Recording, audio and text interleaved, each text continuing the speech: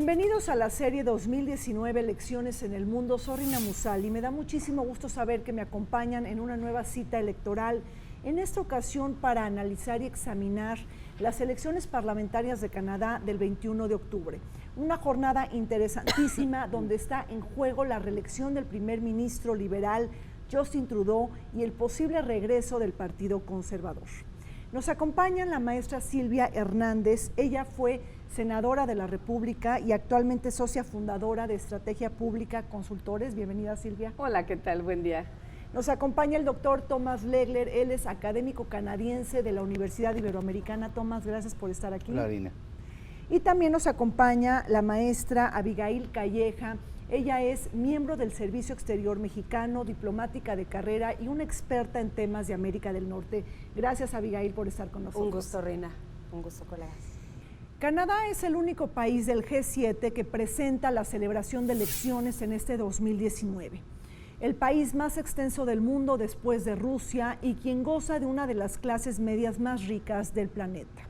Se trata de una nación crisol de nacionalidades y religiones en donde es gobernada mediante una monarquía constitucional, una democracia parlamentaria y una federación.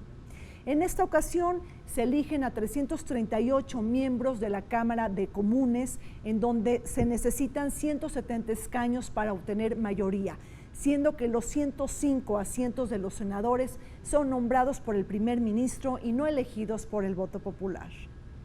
Canadá es un país con muchos atributos y virtudes.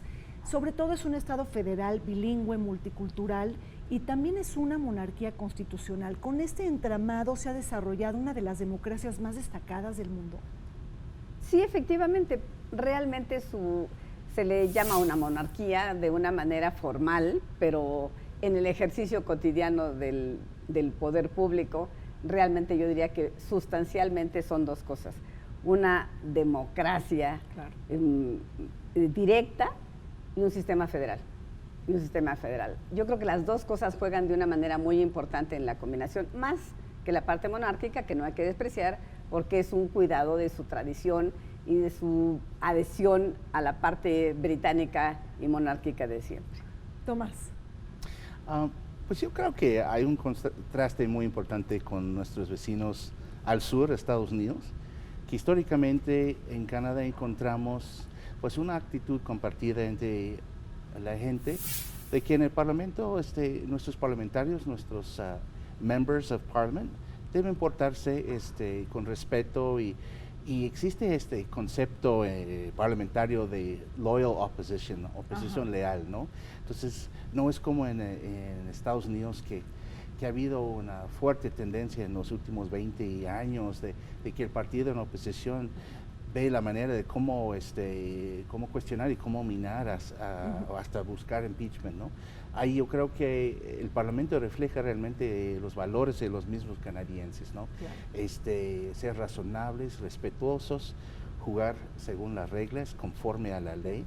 Entonces eso refleja en nuestras elecciones que aunque se intente crear un poco de drama, sabemos que los procesos casi nunca terminen con crisis electorales o algo así. Claro.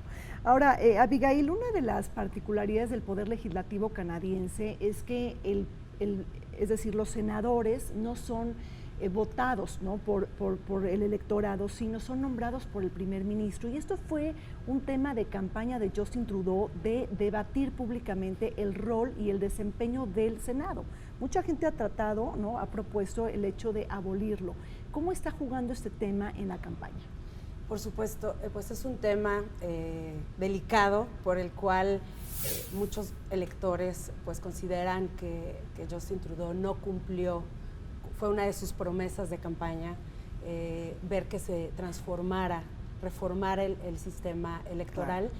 Sin embargo, bueno, se hicieron pues varios eventos, pero no se encontró un consenso, por lo cual él dijo que no era por el momento una prioridad y por supuesto pues es un tema que actualmente sí, en la campaña pues sus contendientes le están diciendo que no, le están recordando que no cumplió con con esta situación. Claro, y ¿no? además hay todo un debate sobre la transparencia de los nombramientos y de las confirmaciones, porque los senadores ni siquiera participan en la formación de gobierno o en la moción de confianza, Tomás. Sí, el Senado canadiense es sui generis, ¿no? Y yo creo que nace con la tradición inglesa, ¿no? Claro. Pero nunca ha sido como el House of Lords en Inglaterra. Más bien los canadienses a lo largo de los años han logrado hacer del Senado algo útil, pero no una instancia que realmente pudiera obstaculizar al mismo Parlamento. Entonces, agregan valor en términos de revisar la legislación del Parlamento, pero casi nunca se oponen de una manera que podría realmente causar mayores dificultades para el dominio del mismo Parlamento. Lo que sí causó problemas fue durante el gobierno de Stephen Harper, cuando varios senadores se involucraron en una controversia muy seria de abusar de sus gastos que tenían, y eso desafortunadamente afectó la reputación del Senado. Ahora, otra de las particularidades de la vida política canadiense, Silvia, es el hecho de que los primeros ministros se pueden reelegir, es decir, no hay límites de mandatos. Y esto es importante porque mientras que tengan el voto popular y también el respaldo de su partido, pues pueden estar en la escena política. Esto también lo diferencia a Canadá como un país, digo, especial dentro del escenario político. Habría que pensar, me parece que es fundamental pensar que en Canadá no se elige al primer ministro desde la base de la gente. La gente elige a sus representantes directos, los que están en su comunidad, aquí le llamaríamos en su distrito. Entonces la gente vota por su diputado del distrito y de acuerdo al número de diputados, si el partido gana la mayoría o tiene una minoría suficiente para poder formar gobierno, ya seguramente llegaremos a ese detalle, es entonces en el Parlamento que se elige al primer ministro. El primer ministro no va a una elección popular, entonces la gente no va a ir a elegir a Trudeau, o no va a ir a elegir a los conservadores. A los conservadores fundamental sí. Que lo comentes, claro. A los conservadores sí, va a decir, quiero un primer ministro conservador o quiero un primer ministro verde, eso sí, porque saben que su voto va a repercutir en la manera en la que se compone la Cámara de Diputados. Pero realmente Trudeau no es electo de manera directa por la gente, sino por sus colegas, que también son parlamentarios y que le van a dar, por tanto, la jefatura y la dirección y el liderazgo de esa Cámara. Creo que eso es interesante. Entonces, si vuelve a ganar el mismo partido y deciden que ese liderazgo les resultó bueno porque los llevó a una elección y la gente volvió a votar al partido, es muy lógico que digas, este hombre, esta mujer funcionaron y démosle de nuevo no solamente la oportunidad, sino la responsabilidad de coordinarnos para ir de nuevo en elección. Ahora, tenemos también históricamente, Abigail, el bipartidismo. No hablemos del bipartidismo, es el molde político tradicional de Canadá, pero en esta ocasión hay 6 candidatos. ¿Qué está pasando? Digo, tenemos un partido liberal de centro izquierda, un partido conservador de centro derecha. ¿Esto sigue vigente o estás viendo que hay otro tipo de, o sea, es decir, el bipartidismo se está desfundando? ¿Qué estás viendo en esta elección? Pues realmente vemos que sigue habiendo un bipartidismo, aunque vemos otros partidos. Creo que el que más llama la atención es la entrada del Partido Popular, ¿no? Que se podría considerar como de extrema derecha, ¿no? Que habla de cuestiones anti-inmigración. Creo que eso es lo más destacado en la idea de entrada de nuevos partidos. Sin embargo, vemos las encuestas y esta elección va a ser histórica. Nunca se había visto una carrera en la cual realmente, ellos le llaman cuello a cuello, sí, ¿no? Realmente van ajustados. muy parejos y pues que es difícil incluso pues poder hacer proyecciones de quién va a ganar, de quién las va a ganar. Pero entonces seguimos viendo un bipartidismo en el sentido de que es una carrera definitivamente de dos, de Andrew Scheer y de Justin Trudeau, que además tenemos la situación, como decía Silvia, de que pues es realmente un refrendo el voto va a ser un refrendo a cómo llevó el gobierno y si no les gustó, pues el regreso al conservadurismo. Entonces, lo dijiste al inicio, es una elección interesantísima, donde además pues todavía faltan dos debates súper importantes. Uno se lleva la noche del día de hoy y otro el 10 de octubre, en los cuales también se definirá, tendrá un impacto, porque hay todavía una gran cantidad de indecisos. Eso es muy importante. ¿Puedo decir algo? Quizá mis colegas estén de acuerdo, pero me gustaría plantearlo aquí porque veo que tu audiencia es un público en general que realmente no es experto en elecciones, pero que le interesa lo que está pasando.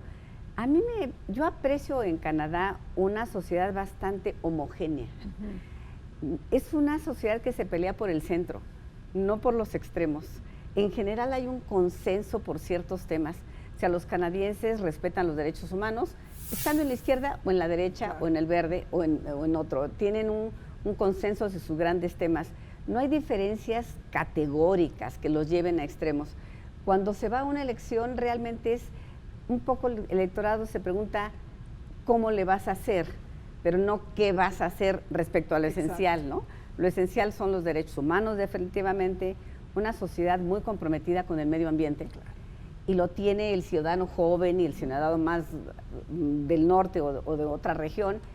Entonces yo creo que es una sociedad que tiene una agenda muy compartida, muy compartida. Claro que entonces siempre hay un matiz, donde me acerco más al matiz conservador o al matiz liberal, pero creo que tendríamos que apreciar que es una sociedad que se disputa más el cómo que el qué.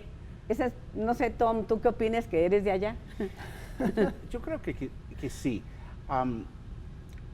Hay cierto movimiento, pero es centro hacia derecha o centro hacia la izquierda, pero nunca más lejos, ¿no? O sea, es decir, hay un populismo light, ¿no? Es decir, Canadá lo haces menos vulnerable para que emerjan las fuerzas populistas. Quizá no populista, ¿no?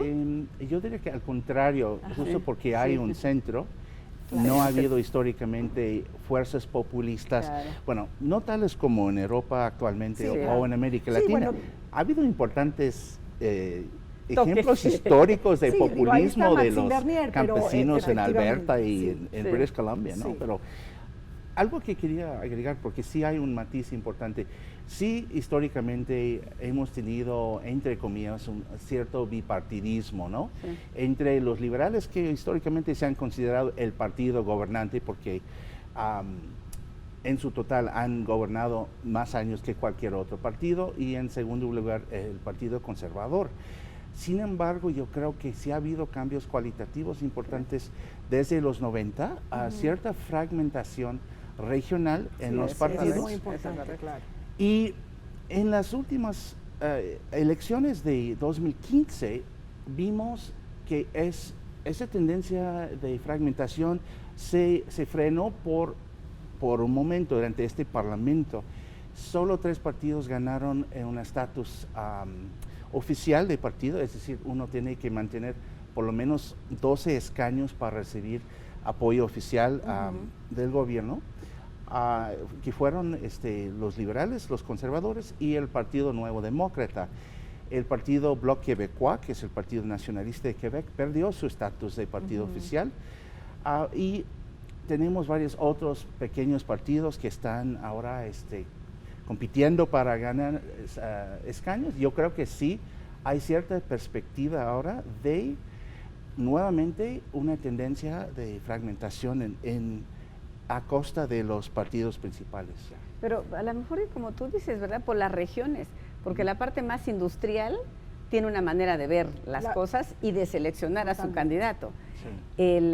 El sector privado que está en la exportación, que está en el mundo, tiene una manera de ver al candidato que quiere seleccionar. Y digamos que lo clásico de que los conservadores son más hacia la libertad de comercio que los liberales. Al final en Canadá hay una conciencia de que el comercio internacional es parte esencial de Canadá. Entonces yo diría, más hacia dónde te eliges, te mueves, pues si estás en Alberta, quizá lo que necesitas es que se defienda tu inversión, que no haya una parte fiscal tan fuerte contra el tema de emisiones. Claro, ¿no? Las arenas bituminosas, ¿no? De Alberta. De emisiones. Entonces, bueno, este gobierno sí refleja mis principios esenciales, sin embargo, mis intereses regionales los veo más reconocidos en otro lugar. O sea que tu parte de regiones me parece que es fundamental, ¿no? Y bueno, además ahí tenemos, por ejemplo, las elecciones en Ontario y en Quebec. Las de Ontario fueron en junio del 2018 y las de Quebec en 2017, y ahí ganaron los conservadores. Es decir, se le da un gran espaldarazo a Andrew Scheer con esta decisión. Bueno, pues vamos a un corte. Cuando regresemos seguiremos analizando los comicios parlamentarios en Canadá.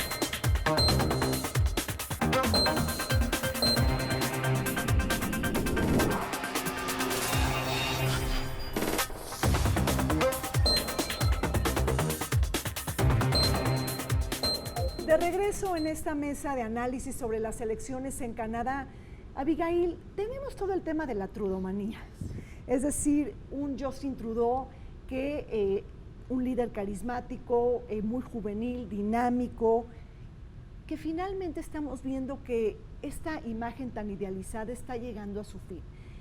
¿Cuál es el legado de Justin Trudeau? ¿Qué aciertos y qué grandes errores puedes mirar de este liderazgo como primer ministro? Pues realmente, efectivamente se llamó la trudeaumanía. Era muy impresionante, ¿no?, ver cuando llegó al poder, pues toma decisiones históricas, ¿no? El primer gabinete donde tenía 17 totalmente paritario, 17 mujeres, 17 hombres, donde además incluyó personas de otras religiones. Entonces, realmente, no solo en Canadá, el mundo lo vio como esta figura joven, carismática, con grandes ideas progresistas, y que incluso podría representar pues la contraparte de líderes como Donald Trump, ¿no? Exactamente. O sea, entonces realmente sí fue un fenómeno, yo creo. Lo veíamos en las noticias en todo el mundo. Y claro, hizo cambios muy importantes a nivel de cambio climático, puso el impuesto al carbono, hizo una inversión impresionante para los pueblos indígenas en cuestiones de salud, de educación. Entonces, creo que tuvo muchos aciertos, muchos cambios que realizó. Sin embargo, como suele pasar, puedes tener muchos aciertos, pero quizá los errores cuestan, ¿no? Claro. Y yo ahí ubico, después lo ahondamos, yo ubico 5 grandes eventos que empezaron a mermar esta popularidad. El primero es el escándalo de esta compañía, que es la compañía constructora más grande del país, que está basada en Montreal, SNC-Lavalin, la cual pues estaba siendo investigada por haber pagado sobornos en Libia funcionarios de para obtener contratos. Se hablaba de más de 30 millones de dólares que estaban pagados en sobornos. Además de que hubo una visita del hijo de Muammar Gaddafi a Canadá, y se encontró que se hicieron grandes pagos, dentro de los cuales estaban incluidos servicios sexuales. Entonces fue un gran escándalo, ¿no? Eso desencadenó pues la renuncia de varias personas de su gabinete, al haber denunciado que estaban recibiendo presiones para no ejercer cargos, ¿no? Entonces ese es un tema. Después se vino lo de la visita que vacacionó en la isla privada del líder ismaelita musulmán Aga Khan. Después vino la venta de vehículos blindados a Arabia Saudita, en lo cual él había, pues la gente lo veía como una incongruencia por la situación de derechos humanos allá. Después viene su viaje a India, ¿no? Que vimos imágenes con él ataviado con la ropa hindú, y pues el último gran escándalo que fue lo de la cara pintada de negro y cara pintada. Sí, que se de consideró café. como un acto racista, ¿no? Así es. A lo mejor sí. también los distingues muy bien y me llama mucho la atención tu puntualidad, Gracias. pero yo diría que en el ejercicio del poder los canadienses utilizan una expresión que dice el gobierno se aniquila a sí mismo, ¿no? Se deteriora a sí mismo, así es. Pero ciertas posiciones que ha tomado, por ejemplo, en relación con Trump o en el tema de la hija del el área financiera de Huawei, ¿no? La gente lo vio más sumiso, se valdría decir, o por lo menos sumándose a una presión americana para detener a esta mujer, aunque sea una prisión domiciliaria. Y entonces dijeron, bueno, ¿tenemos autonomía o no la tenemos? ¿Ejercemos nuestra soberanía o no? Estás sumándote allí. Pareciera que la relación con Trump no es la mejor. Digo, lo que pasó en el G7, ¿no? Que Trump le dijo deshonesto y débil en la misma cumbre del G7 en Canadá. La relación de Canadá con los Estados Unidos nunca ha sido perfecta, porque claro. no hay relaciones perfectas, pero ha sido de un altísimo nivel de compatibilidad, ¿no? Sin embargo, los canadienses tienen su orgullo nacional y quieren tener una soberanía. Tom, te pido tu opinión, pero diría, esta relación hacia Trump hacia él peleando una pelea que no es de él con China, que le trae repercusiones a China, de China a Canadá. Entonces yo creo que hay una cantidad de cosas que es el ejercicio del poder. O sea, no se puede estar en el poder sin resbalar o sin se trata o no de que no.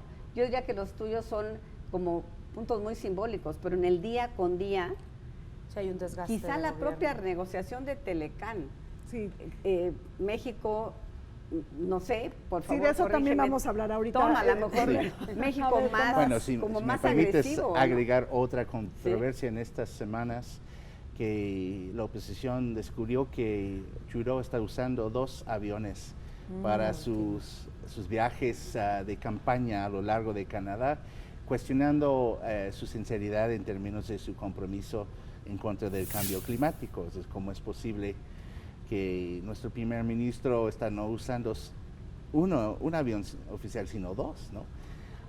Yo creo que su brand, que muy cuidadosamente había construido, y la verdad, mucha gente creía mucho en esa sinceridad suya, ¿no? Que este es un ejemplo para la masculinidad que debemos tener nosotros los hombres en el siglo XXI, y nos sorprendemos ahora con que ese brillo pues ya se está quitando algo, y que bueno, vale la pena rápido retomar esta cuestión del escándalo del blackface, ¿no? De la cara pintada en negro, ¿no? Sí, que descubrieron mientras tanto que no fue una ocasión, sino 3 ocasiones en las cuales el primer ministro Trudeau se había disfrazado con esta pintura negra.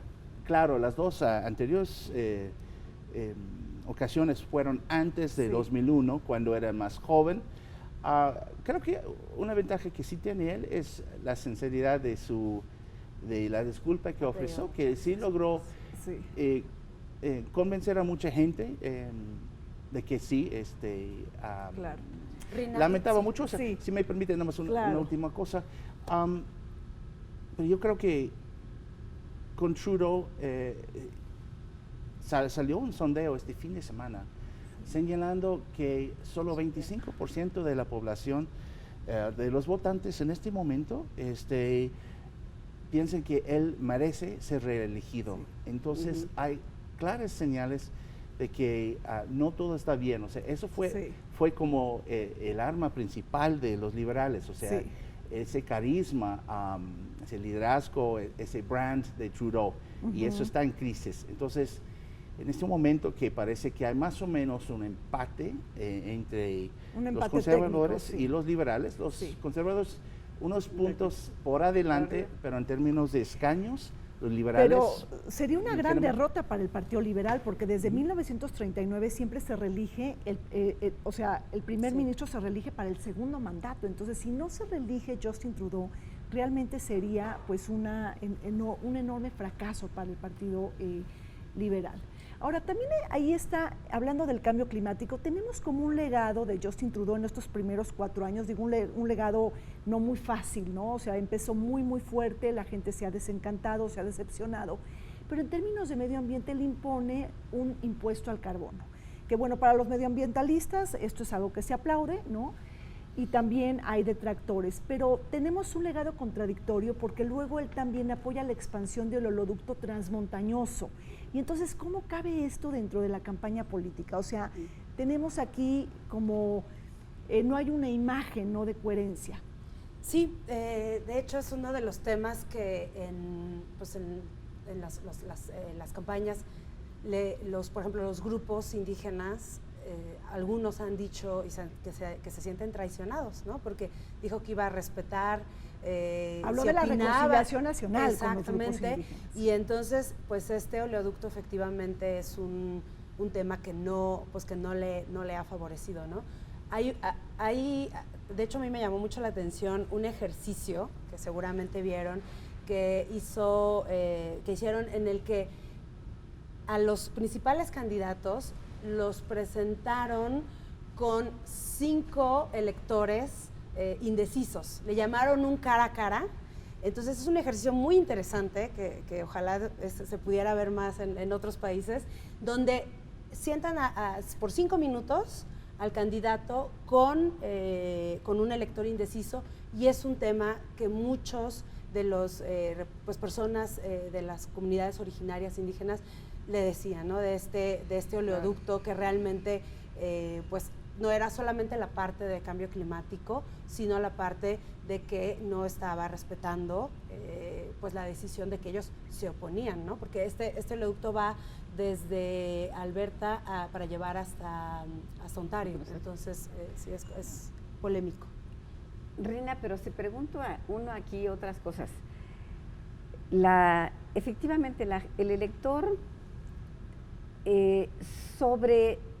sobresintetiza las propuestas de un candidato, ¿no? Entonces yo voy a estar a favor de cuidar al medio ambiente, no hacer nada para que el cambio climático adverso se nos venga encima, y entonces querría el elector general que haya 0 emisiones de cualquier tipo. Eso no es posible. Eso es imposible. Canadá tiene una zona rica, y Canadá es muy rico en hidrocarburos, ¿no? muy rico en hidrocarburos. Esa región productora de hidrocarburos, esa región que tiene en ello la riqueza para su gente, para que los muchachos vayan a las escuelas, para que la gente tenga un bienestar, para que Canadá se vea internacional. Esa gente dice, bueno, veamos una cosa, Canadá produce el 1% del impacto en las emisiones internacionales. Y sin embargo, todos los canadienses estamos de acuerdo en que del dinero de la gente se tome un porcentaje importante, y nos hemos convertido en el que contribuye con el 16% de la inversión para combatir el cambio climático. Entonces, no puedes decir se acaba 0, porque entonces estarías también dañando a una parte del país. El país no es solamente sus distintivos emblemáticos. Trudeau llegó con una agenda muy disruptiva. Interesante, ¿verdad? Ganó. Sí. Pero mujeres, trato adecuado para los indígenas, incluyente, y legalizó la marihuana, ¿no? El consumo de la marihuana, eso también es pero importante. Mi pregunta es, ¿dónde mujeres con indígenas y un trato adecuado en el medio ambiente se combinan, juegan? No puedes estar en absolutos. Y la gente recrimina, es normal, pero la gente le recrimina y dice, no fuiste a ser absoluto. La política no es de absolutos. Es cierto. La política no es de absolutos, y tengo la impresión de que a veces, como la campaña fue muy reveladora en esos 3 grandes temas, entonces las indígenas dicen, no me ofreciste todo. No, ofrecí dar el paso que sigue en Canadá para la inclusión y el respeto. Las mujeres, me dijiste todo, no todo, tengo que combinar también de otra manera.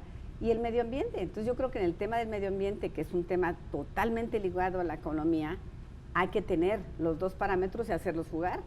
Sí. Y quizá Trudeau no ha podido explicar, que no puede ir a posiciones absolutas.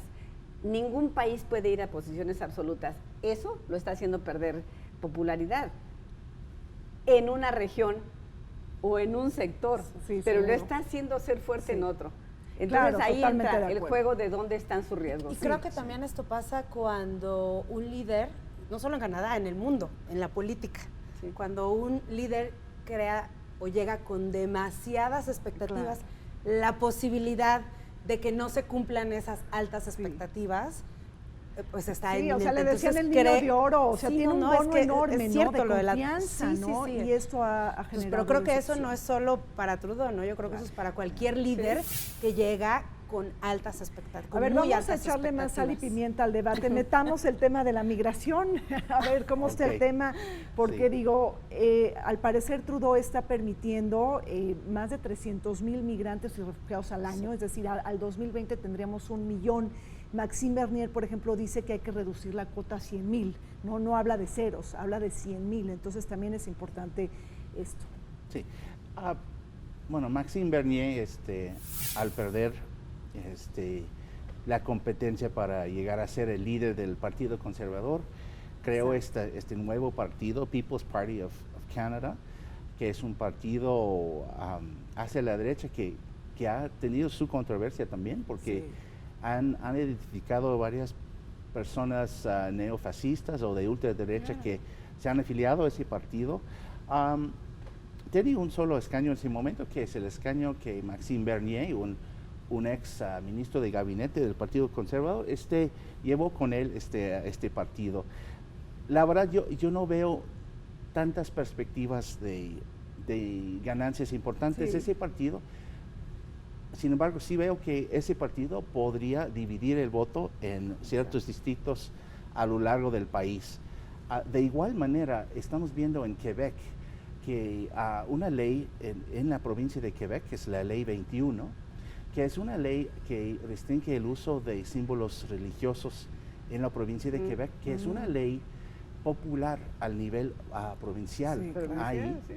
Entonces, ahí podemos ver que el partido Bloc Québécois o el partido del pueblo canadiense de Maxime Bernier, ahí podrían ganar puntos con una población quebequense que sí cree que las minorías deben asimilarse más a la sociedad quebequense o a la sociedad canadiense.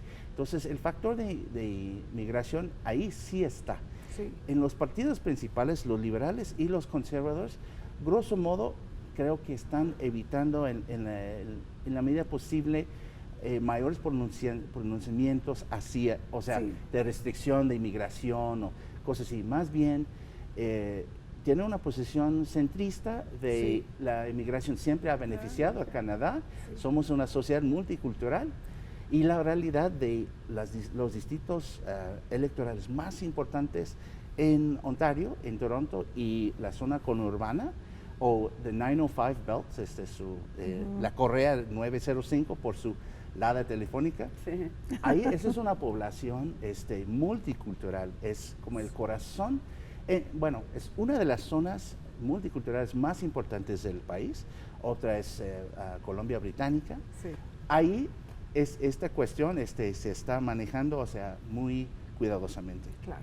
Migración, un tema muy sensible, Abigail. Muy sensible, precisamente porque ahí la se puede sociedad anclar, ¿no? canadiense es multicultural. Claro, y creo que precisamente este tema es donde podríamos, en el mundo, vemos que es uno de los temas que más debate y polarización entre la sociedad genera.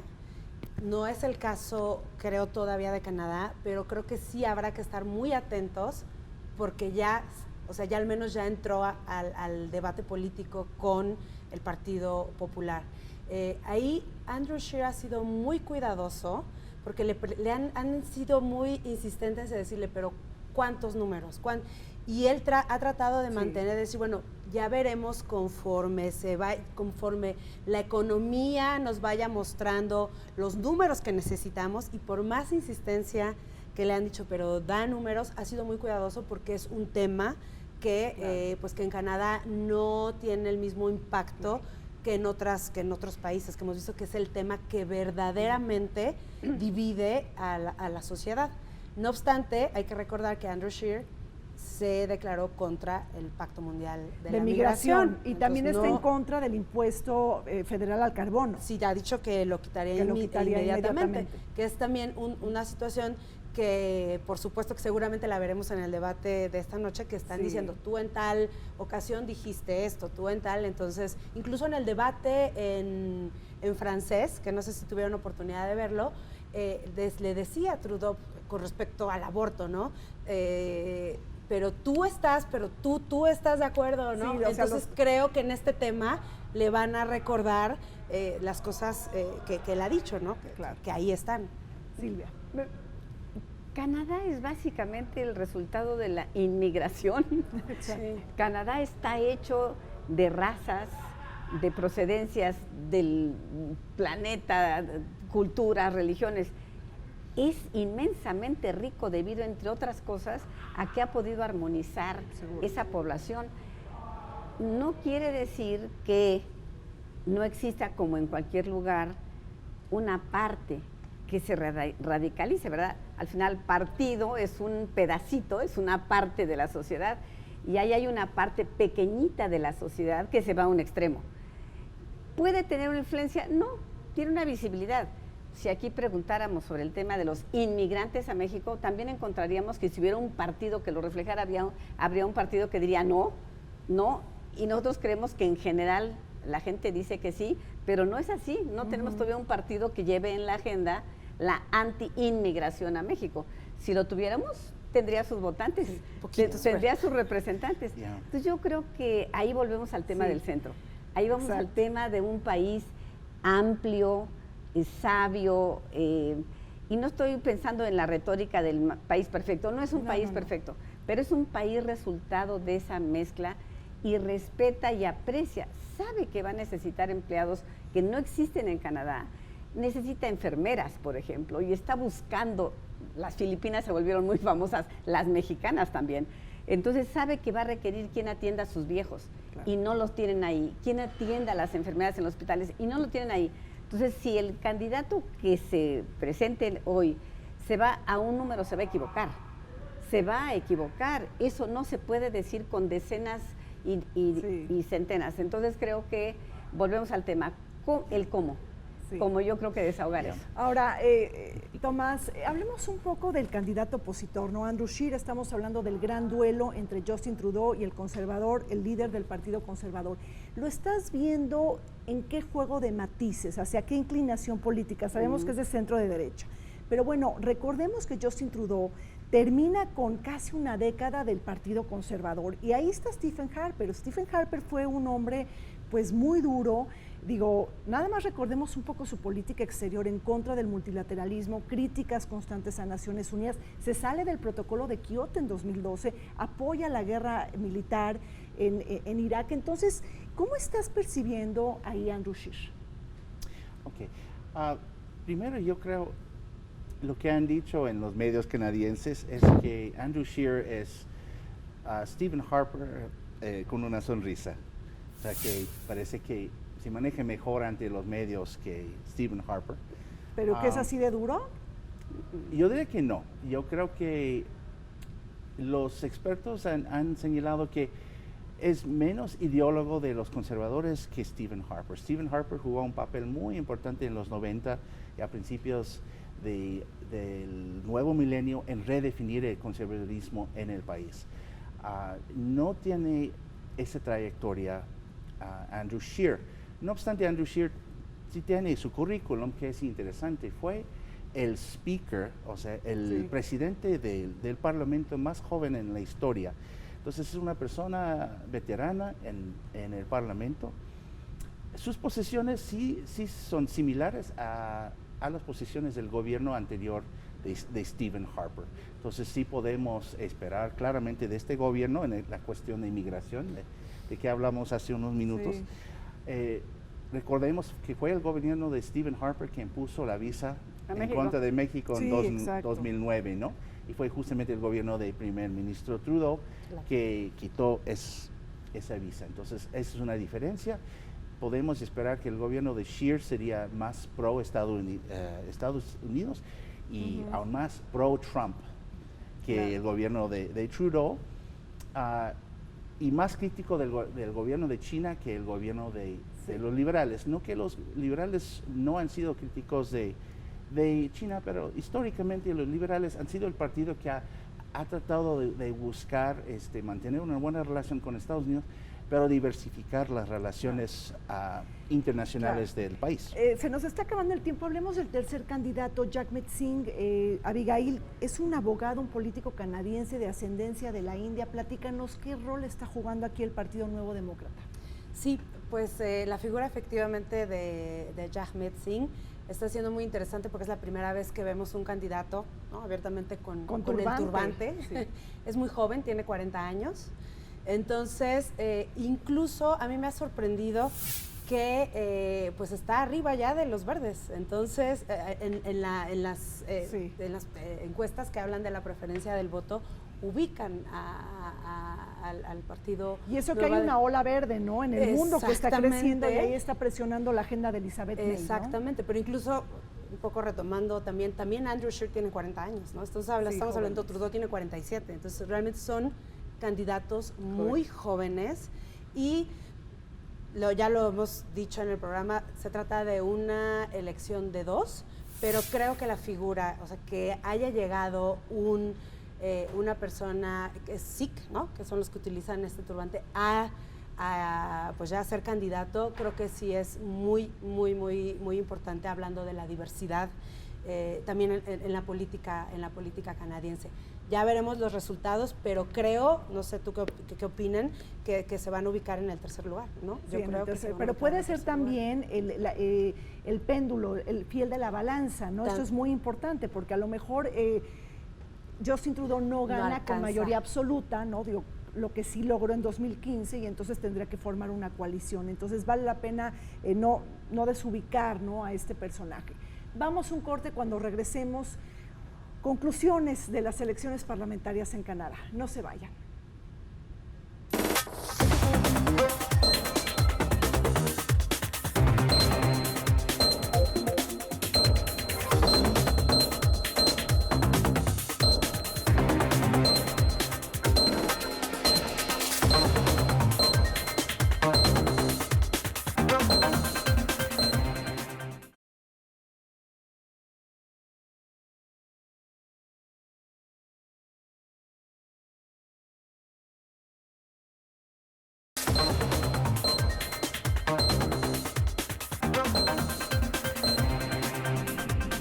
De vuelta en este programa, análisis y debate sobre las elecciones parlamentarias en Canadá. Silvia, de ganar Andrew Scheer, el líder del Partido Conservador, ¿verías una pronta ratificación del TMEC o el llamado USMCA? Yo creo que en cualquier evento TMEC se va a ratificar, porque el gran debate sobre TMEC ya se dio. Ahora nos tenemos que preguntar cuándo, y tendrá que pensar Canadá cuándo le resulta más conveniente, Estados Unidos cuándo le resulta más conveniente, a México también, pero yo creo que eso ya se dio. Estamos en una América del Norte indudablemente mucho más concientizada de que somos tres en la zona. No sé si para sorpresa de los canadienses, los mexicanos quizá un poco más agresivos, ¿no? Más agresivos, quizás, no sé si me atrevo a decir, quizá un poco más eficaces también en la relación con los Estados Unidos. Y en ello yo creo que lo que hay es simplemente una pregunta de cuándo formalizamos ese acuerdo. Pero creo que no está en duda que va a ser ratificado por los tres. Bueno, porque allá Andrew Scheer, manejó ciertas críticas, ¿no?, al tratado que negoció Justin Trudeau, pero bueno, eso es importante verlo. Ahora, Tomás, el tema de la economía, ¿cómo está manejándose el bolsillo en un momento electoral? Okay. Yo creo que la economía entra en varias formas. Sí. Primero, macroeconómicamente el país ha sido más o menos estable durante estos años. Sí, una preocupación es, por un lado, los jóvenes siguen con problemas de encontrar trabajo y se titulan con enormes deudas personales. Entonces, el voto joven es un voto disatisfecho, también disatisfecho porque son muy pro ecología y muchos de ellos sienten decepcionados de que el primer ministro Trudeau y su gobierno no hayan hecho más contra el cambio climático. Entonces, eso podía resultar en una división del voto. Posiblemente pudiéramos ver al Partido Verde con uno o dos más escaños que podrían afectar las perspectivas de un gobierno de minoría o de mayoría para los conservadores y los liberales. Por otro lado, con la economía hay siempre la cuestión de los impuestos. Y ahí están apostando los conservadores, que la clase media en Canadá está pagando cada vez más impuestos. Entonces ellos son el partido de reducir los impuestos y que los liberales son siempre el partido que aumenta los impuestos. Abigail, ya para terminar, este año se cumplen 75 años, el aniversario número 75 de haber establecido relaciones diplomáticas México-Canadá, los 15 años de la alianza México-Canadá. Tú, sabemos que hay encuestas empatadas, de ganar Andrew Scheer o de ganar Justin Trudeau, ¿notas diferencias en su relacionamiento con México? Pues claro, evidentemente siempre, si hay temas que multilateralmente son diferentes, bueno, pues no tenemos tantas coincidencias. Pero aquí me gustaría siempre resaltar la importancia de la institucionalidad de las relaciones bilaterales que mantenemos con los diferentes países y pueblos del mundo. Y también están los datos económicos, ¿no? Con Canadá tenemos convergencia, complementariedad y coincidencias. Canadá es nuestro quinto socio económico, pero como destino de exportaciones es nuestro segundo destino de exportaciones. México para Canadá es su tercer socio comercial después de Estados Unidos y de China. Entonces, este tipo de intercambios supera las cuestiones políticas que puedan llegar. Los pueblos y las economías están ligadas, el TEMEC se ratificará, entonces por supuesto que habrá matices claro. Independientemente, pero la institucionalidad de las relaciones bilaterales y la cantidad de vínculos que tenemos es sumamente fuerte, de mexicanos viviendo en Canadá, canadienses viviendo en México, el intercambio de turistas. Sí, o sea, es la segunda diáspora más grande después de Estados Unidos. Exactamente, ¿no? Entonces las relaciones, por supuesto, entre pueblos y entre países siempre superarán. Y además toda la cooperación y todo el acercamiento para contrapesar a Donald Trump, ¿no? O sea, la importancia de que México y Canadá puedan tener una mayor cooperación, un acercamiento más íntimo para contrapesar pues este poder de Donald Trump. Pues llegamos al final de este programa. Gracias a Tomás, a Silvia, a Abigail y a ustedes también que nos acompañan en el canal del Congreso. Soy Rina Musali, los dejamos con la programación de este canal, señalándoles que nuestra próxima cita electoral serán los comicios en Argentina. Hasta pronto.